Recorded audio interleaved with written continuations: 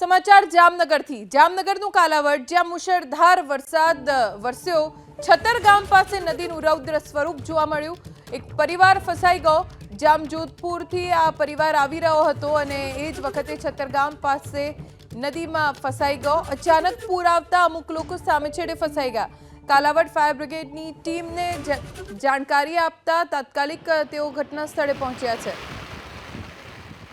વધુ જાણકારી અમારા સંવાદદાતા રવિ બુદ્ધદેવ પાસેથી પ્રાપ્ત કરીએ રવિ જે લોકો ફસાયા છે તેમને બચાવવા માટે શું કામગીરી અને આસપાસ વિસ્તારોની સ્થિતિ શું છે વરસાદથી ધ્વની વાત કરવામાં આવે તો આજે જામનગર જિલ્લામાં કેટલાક વિસ્તારો છે તેમાં વરસાદી માહોલ છે વાત જો કાલાવડ તાલુકાની કરવામાં આવે તો કાલાવડ તાલુકાના છતર ગામ પાસે આજે નદીમાં અચાનકથી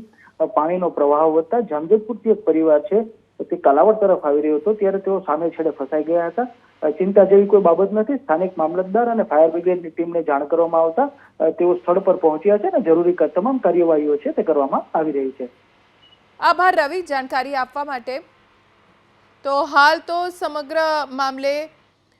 મામલતદારને જાણ કરવામાં આવી છે ફાયર વિભાગના અધિકારીઓ પણ સ્થળે પહોંચ્યા છે કેમ કે સામેની બાજુ એક પરિવાર ફસાઈ ગયો છે જેઓ આ તરફ આવી રહ્યા હતા